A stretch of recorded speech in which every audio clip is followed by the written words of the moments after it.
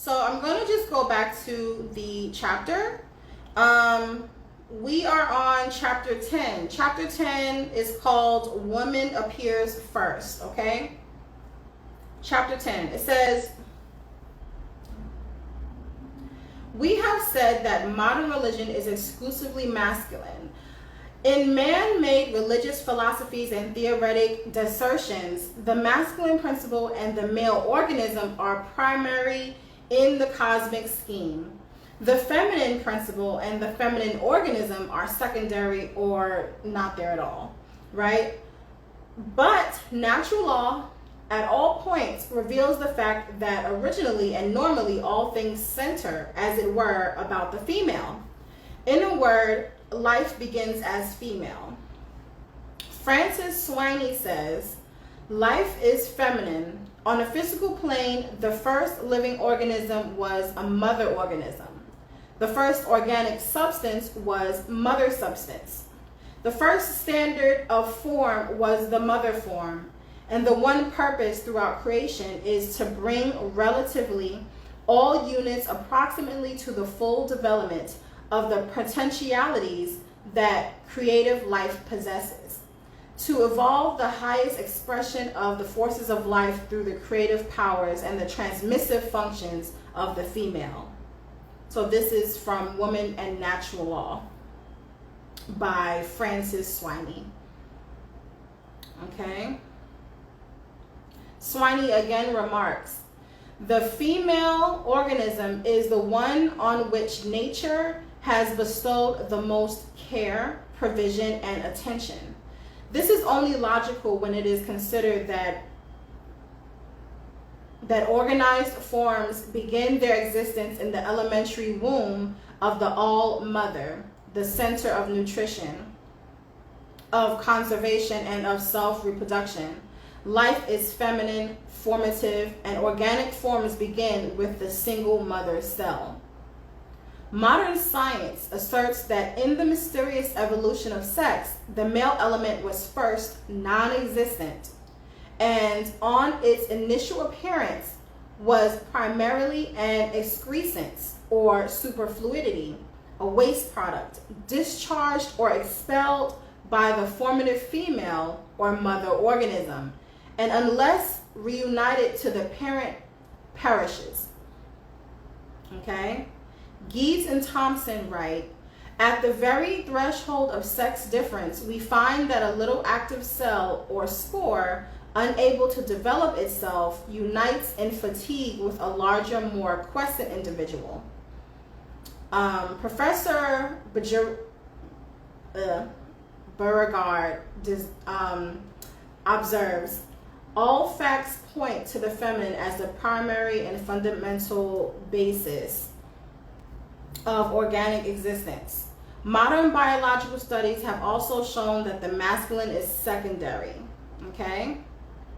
Professor Drummond endorses this view. So right now he is quoting different scientists in their findings. So this is the third one, Professor Drummond. Life is exalted in proportion to its organic and functional complexity. Women's organism is more complex and her totality of function larger than those of any other creature inhabiting our earth. Therefore, her position in the scale of life is the most exalted, the sovereign one. Not only do modern scientists admit that women appeared on earth many ages before man, but they admit that woman is the main trunk, a more substantial type, a higher order of being. Okay? So W.J. Fielding writes, woman is the eternal primitive. Woman is closer to primordial nature and is therefore more primitive than man. Woman is more in harmony with nature than man. Okay, so the male doesn't come into existence. I'm going to utilize this line as a time frame. So what we're going to do here is I'm going to show you guys something right now. Okay, I'm going to utilize this as our time frame of human existence. Okay, so, and I'm going to show you when man comes into play. More than half, right? A little bit more than half. And then we have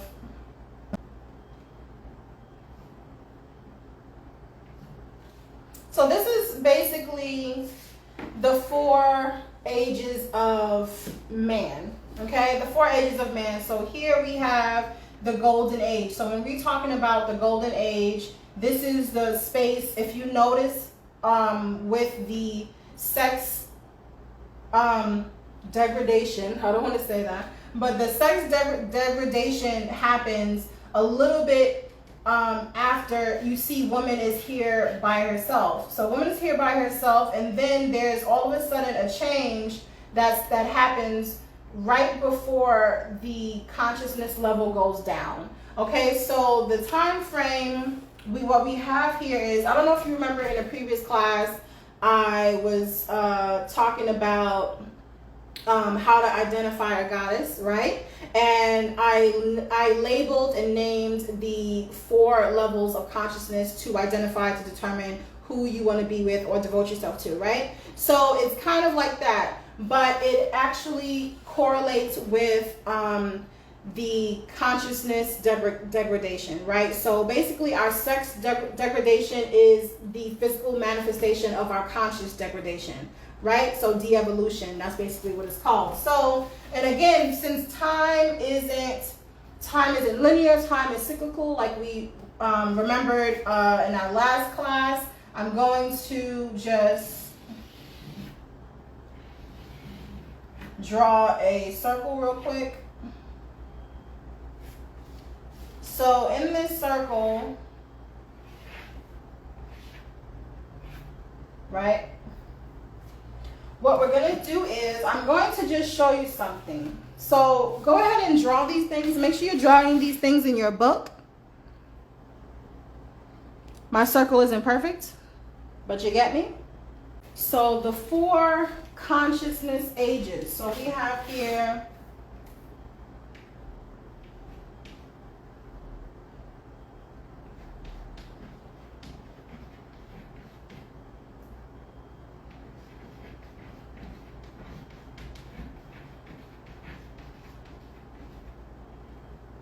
the 4 ages of consciousness is also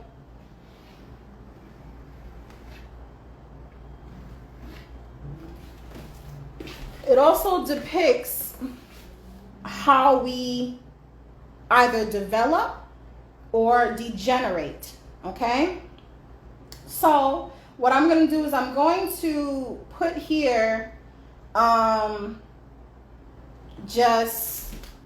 I'm going to give you an idea of how this works, okay?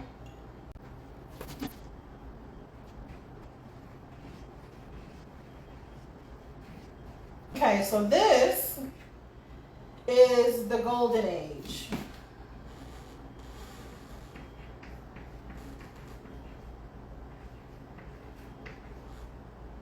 Okay? So this is actually, I'm going to just say the total of this is 4,320,000 years. So this is the total of years that we're talking about. So this is what we call the great year, or the time of human existence, or whatever you want to call it, right? So we have the beginning of our time, which of course would indicate whatever, right? The beginning of our time is the golden age. So right in the middle of the golden age, we would begin here. This is the beginning of the golden age, and this is exactly where the beginnings, or I don't like using the term beginning, but this is the beginning of human existence, right? When God first descended into 3D avatar form, it began at the peak at the height of the golden age. Of course, coming straight from source, you would begin at the height of your physical manifestation. You would begin there, right? So you're beginning there, and then right here is when we go into the next era. The next era of consciousness. And the reason why I'm putting it this way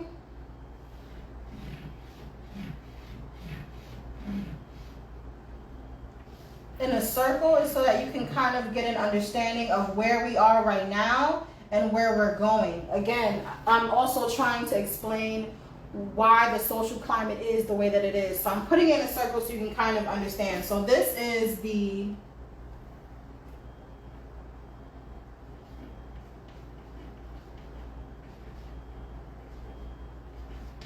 Silver Age on both sides, actually.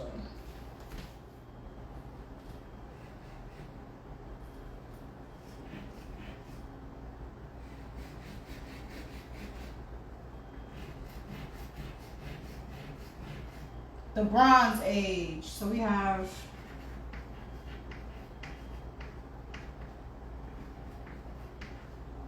the Bronze Age.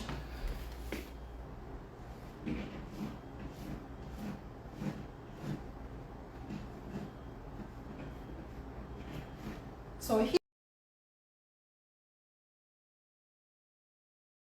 at the bottom we have the Iron Age, which is the shortest period or epic, right? Each one of these has their own amounts of time. All right, so the 4 epics or the 4 ages of consciousness, the Golden Age would represent a time where it is the height of spirituality. Okay, so that's the spiritual age. Okay, so that's actually called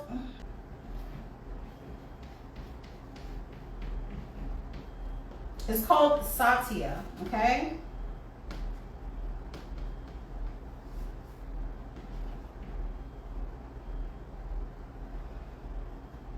and that is 1,728,000.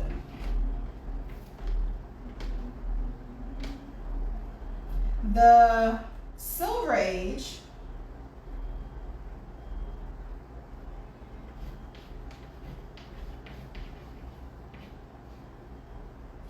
is 1,296,000 years, and then we have the Bronze Age is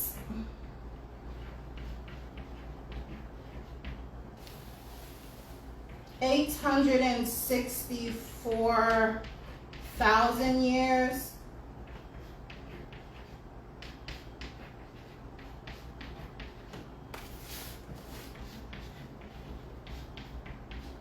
And the Kali is 432,000.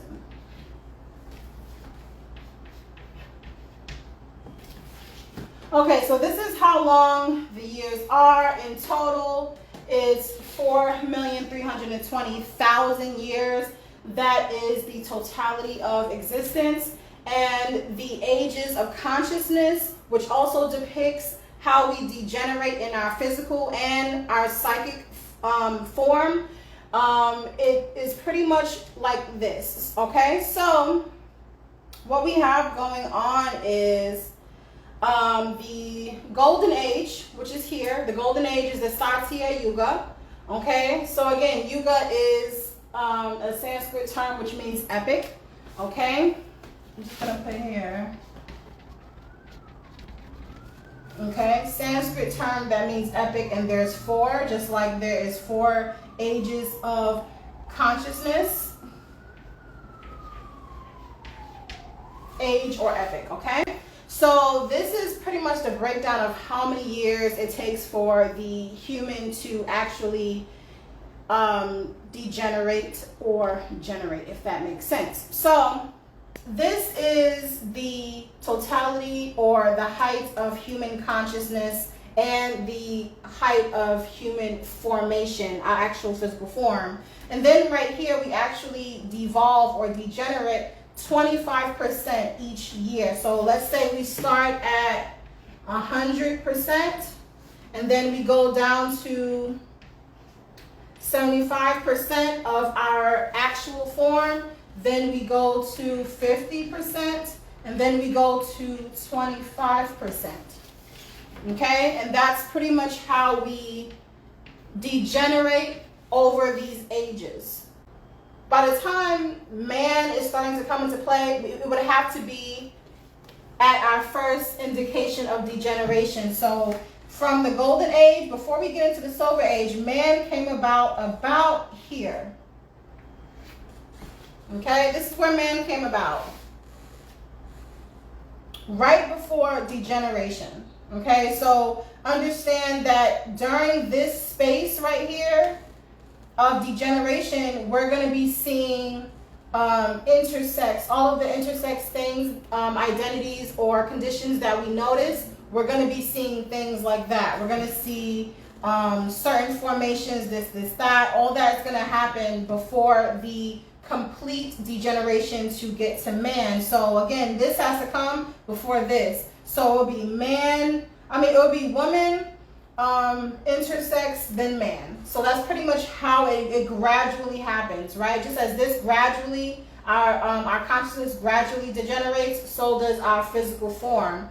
Okay, so, and then what we see from our physical form degeneration right here in the silver age, the bronze age, we start noticing that as we go down, we start to lose our heightened sense of consciousness. We start to lose our spirituality. In the golden age, we had all of our entire brains was working. We utilized all of our senses, our telepathy, our claircognizance. We used all types of things, telekinesis. We didn't necessarily have to talk because we was able to hear each other's thoughts, things like that. So we went from our optimal human form and then we degenerated, okay? So once we got down here, the more you degenerate in consciousness, the more greed comes into play, pride comes into play, war. You remember the Iron Age or the Bronze Age. That's when people are starting to make weapons and wars and things are starting to come into play. So in the Iron Age, that's when war and all of the other stuff started happening. So now we're in the era of materialism,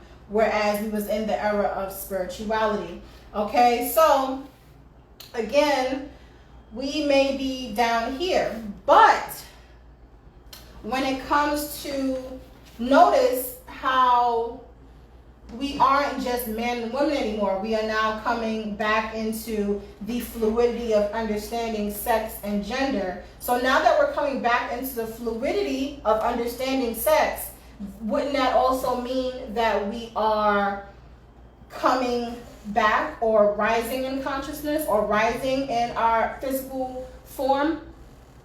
Are we now evolving as a species? This is not something that they go into in the book, right? They don't go into this technically. They don't go into the specifics of when man came about or why, right? So I just want to go over that. Okay? It says overwhelming evidence compels modern science to admit that 1, life is feminine, creative, and constructive. 2, the female is primary, the male is secondary. 3, the female is the main trunk of the race. 4, the female produced the male by parthenogenic generation. 5, the female is superior to the male. 6, the female is closer to nature than the male. And 7, the female is more in harmony with nature than the male. Okay, that's just a recap of the things that we read so far.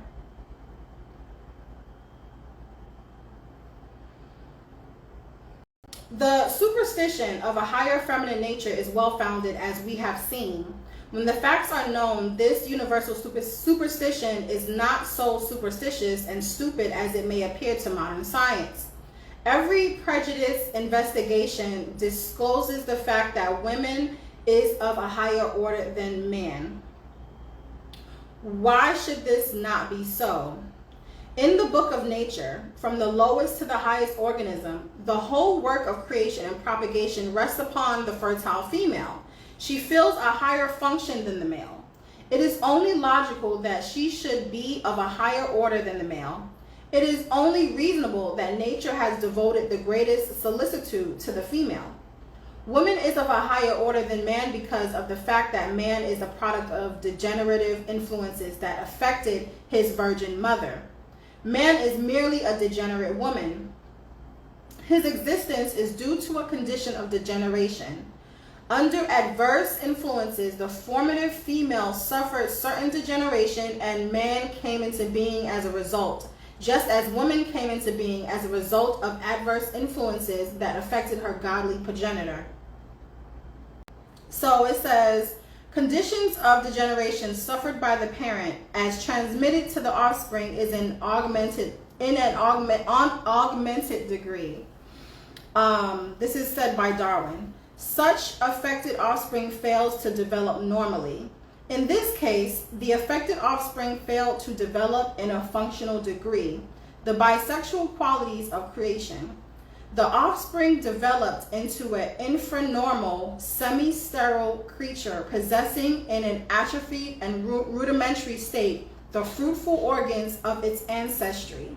This creature is present man, as admitted by Darwin when he said, "There is a parallel resemblance in the sexes that proves and shows their conformity in essential parts to some remote ancestor or progenitor, which preceded them before division of the sexes." So this is quoted in Origin of Species, page 211. Okay.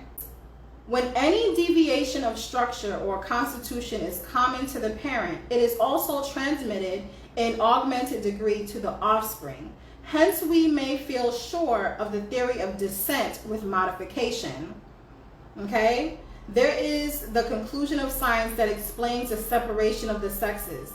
The condition of degeneration produced an abnormal, unbalanced condition of the body. The dual qualities of creation did not develop evenly and harmoniously. The positive male qualities of the organism continued to develop, but the receptive female qualities withered and atrophied. The sex hormone excreted by the positive glands promoted the development of these glandular qualities, but the sex hormone excreted by the receptive glands was deficient as the glands were deficient and the receptive female qualities wasted and withered because of their not being furnished with sufficient nourishment. The unbalanced sexual deficiency continued to atrophy of the receptive qualities until there finally came a time when the receptive qualities appeared as latent, dormant, rudimentary traces of that perfect condition which once had been. This transformation, says Wingham Wood and Modern Science, was accomplished only by slow changes throughout long eons of time. Very true, but the law of this marvelous and mysterious transformation, which so completely confuses modern science, is clearly revealed by and in the sexual changes suffered by lower organisms when they are subjected to unfavorable influences. Okay? Under the law of de-evolution, the male appears long ages after the female. In this finding of science, it reveals the truth of the ancient legends and traditions of the Virgin Mother. The male appears after woman had been on earth for many ages, and he appears as the product of degenerative influences. So asserts modern science. But it commits the error of making man superior to his virgin mother under the drive called evolution, which is always upward into new, more complex and higher forms. So they indicate that woman's progenitor is obviously God, right? And man's progenitor is woman. That's basically what they're saying. So when we read the Bible and it is talking about the cosmic order, and they put Christ, they put Christ, man, woman, child. That is the cosmic order of in the Bible that we know, right? But here, when we look at nature, that's not what it is. It would be God, or the Christ conscious, woman, man, then child. That's pretty much what it be. I know that's hard for people to understand or even hear, but yes.